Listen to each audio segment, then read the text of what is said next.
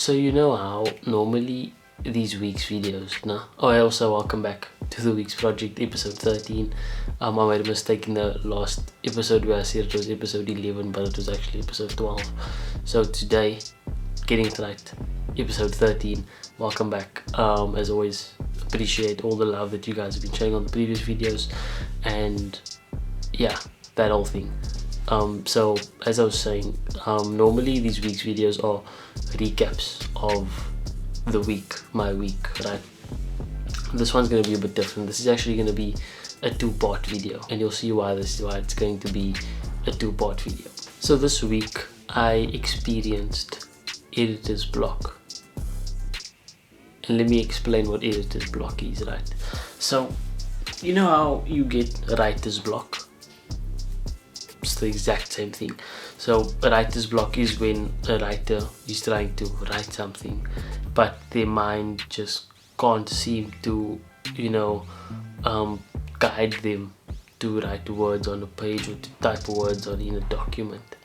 And if you have writer's block, you have everything that you need in your head, right? And it's a lot similar to editor's block, where editor's block is when you have all the footage that you need. You've got the music, you've got the sound effects, and you know what you need to do, but for some reason you just can't seem to make something cohesive visually.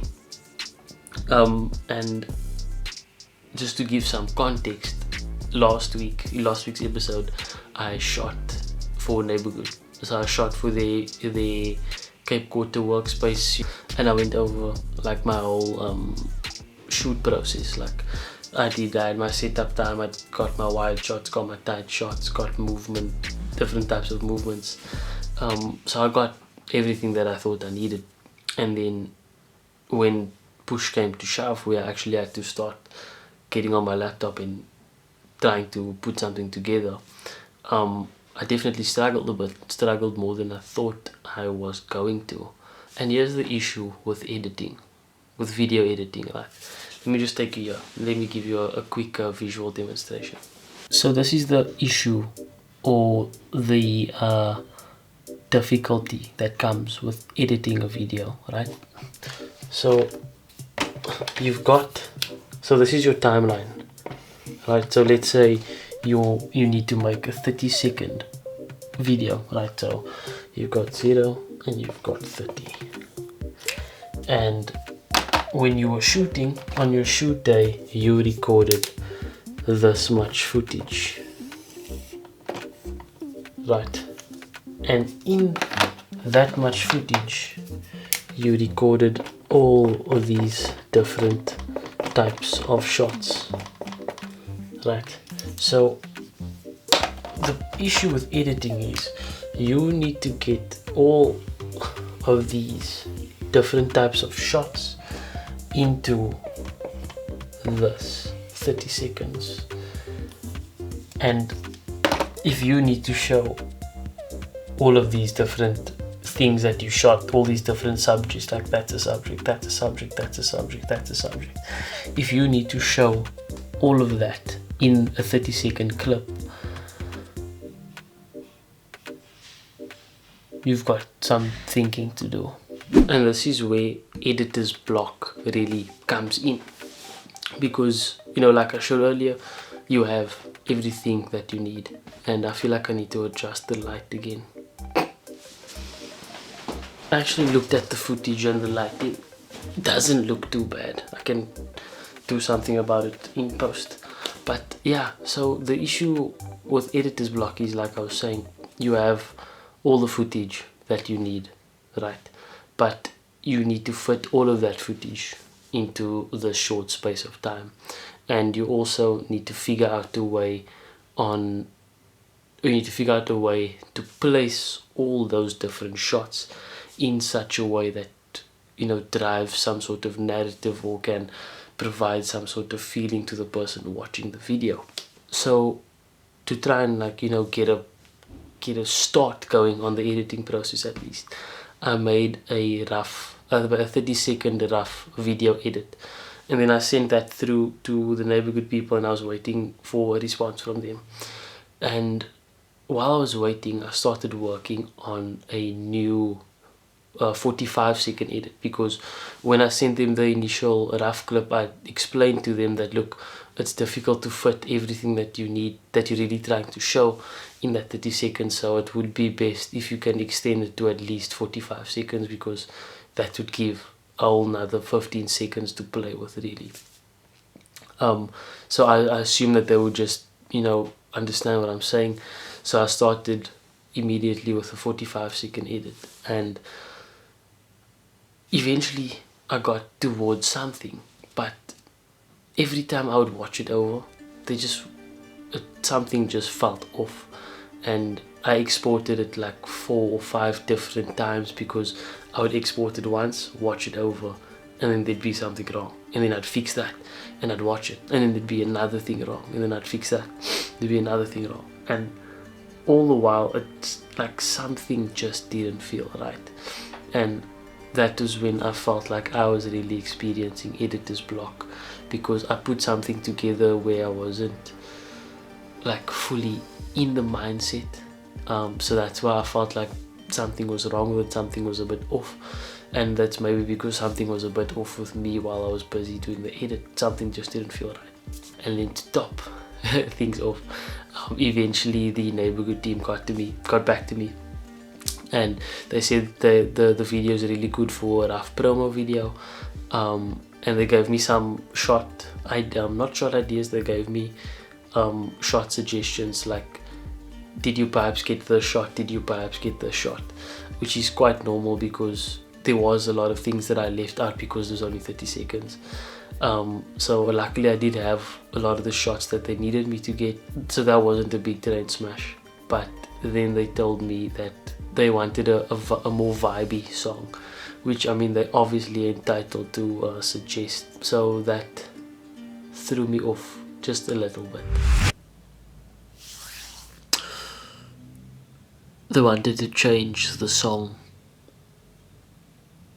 and that may seem like a small thing, but let me tell you why that's not that small of a thing. I'd be lying if I said that I was editing clothed the whole day. I mean, I have bottoms on, but like it's just so hot, and it's not fun to edit while you're getting hot. But anyway, the song changed, right? So they changed the song, and I've got nothing against them. Like, I'm not angry that they changed the song or whatever. If they felt like it needed to be changed, then I'm going to change it. But I did let them know that it's going to extend the deliverable just a bit longer than expected, even though I told them 1 to 2 weeks. And that being said, I still have another week left, so yeah. But the reason why a song changes so many things is because when you edit videos, you normally edit to the song, so you start to feel like a little bit of a visual DJ, because you listen for like clicks or snare drums, or like rises in the song and dips in the song, to know where you want to place your shots. And when you edit to the song, you have a very curated edit that's for that song. So when there's a song change, you'd imagine that all those different snare drums and all the different rises in that song are not going to be the same in a new song that you choose. So you're going to have to recut all the clips that you had initially, and paste it correctly, so that the shots will change, or you'll do different types of movements for different types of parts in the song. So it's not necessarily back to the drawing board, but yeah, it's back to square, I want to say like 3 of like 8. But I think I'm gonna take a new approach to this one. So I've seen documentary filmmakers do this thing where they will get these sticky notes, and then they'll write the content or the coverage that they got on a sticky note, and then they'll lay it out like across a line to almost make yourself a physical timeline compared to a digital timeline that you see on the screen. And then having all your different cover points, all the different subjects or things that you need to get in your video piece, it's written in a line like a timeline, and then you can almost visualize how you need to place certain shots that you got. So I think I'm gonna try that, even though I explained it very horribly. So remember when I said that this was gonna be a 2-part video, like way back in the beginning of the video? The reason for that is because I'm going to cut the video right here, because everything that you saw previously I've done already, but I am yet to actually start again on the new process of editing. So yeah, so up until now was just me doing trial and error, and then eventually finding this new approach to edit this video again. So next week you guys will get to see the actual like workflow and the actual process that goes into this new editing style that I'm trying out. So yeah, I'm just gonna cut it here. I wish I could have done the in the next episode this is what's gonna happen, but I don't know what's gonna happen. So I'm just gonna cut it here for now. I'm not gonna do a real outro because this is part 1, so I'll do an outro in part 2, and hopefully the video is up and running and I can link you guys to the video or something. So I'll see you guys for part 2.